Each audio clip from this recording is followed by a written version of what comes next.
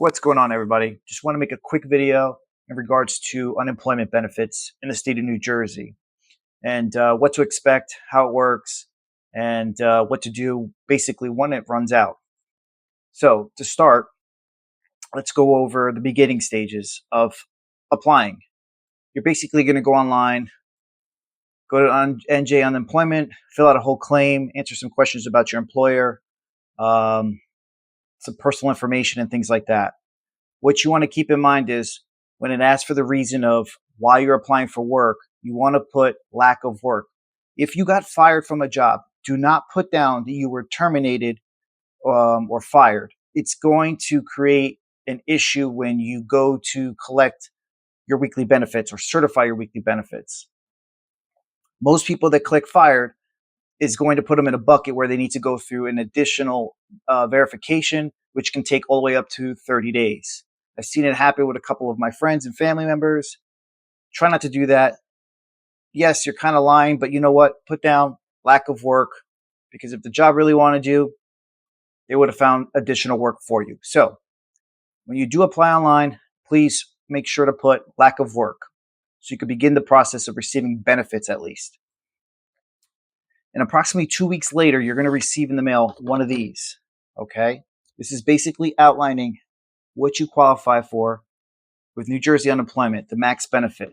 Max benefit currently right now per week is $883.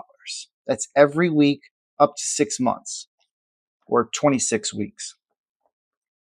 Once you receive this, they're going to give you a date when you can start certifying your claim. Typically a week later, you'll be able to certify your claim, which is basically going online every Sunday or Monday, answer a few questions. The questions are pretty straightforward. They've been the same for many years.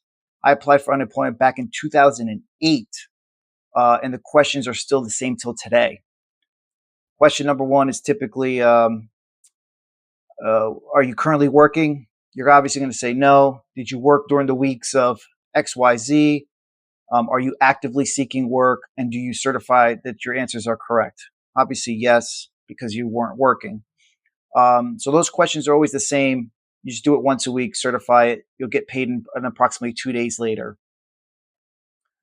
The most important thing when it comes to unemployment is making sure that you're on top of your certifications and that you're also applying for jobs while you're collecting. There are times where people get audited to see if they're actually applying for jobs while collecting. Don't fall in that trap. Don't sit there and say, hey, I'm just going to collect and relax for the next 4 or 5 months, and then I'll start looking for a job. Because what's going to happen is in today's market, if you're looking to be competitive and getting a job, it's going to take you time. Time is the only thing you have against everybody else. It's too competitive. It's very difficult to get an interview. Hundreds of people are applying for jobs. You need time on your side. It might take you 4 or 5 months to get that job that you're looking for, depending on the field that you're in. Like I said, if you're collecting unemployment benefits, don't waste time. Continue applying as you're collecting. Be proactive. You could start a business, start a new trade, take some online classes, whatever the case may be to help yourself, but make sure through the entire process you're actively submitting applications online so you can show a track record that you submitted to jobs that were posted online. Now, unemployment is typically 6 months. There's no extensions currently, and I don't foresee that in the future anytime soon. If something happens where unemployment starts to skyrocket in the next 3 to 4 months, as we have the election coming up, there might be a possibility of an extension, similar to COVID. But until then, it's strictly 6 months. That's all you're going to get, 26 weeks. Each person that applies for unemployment is going to be entitled to a different amount of money. Not everybody qualifies for the max pay of $883 per week. You might qualify for $300 a week. You might qualify for $400 a week. Whatever the case may be, that's what you qualify. It's based upon your working period for the last roughly quarter to 2 quarters. They combine it to see how much you paid in and how much you earned. Typically, if you earn, I would say anywhere around $1,500 or more per week, you're going to qualify for the max pay. If you have dependents, there's an additional 4 or 5% that they give you on top of your weekly benefit.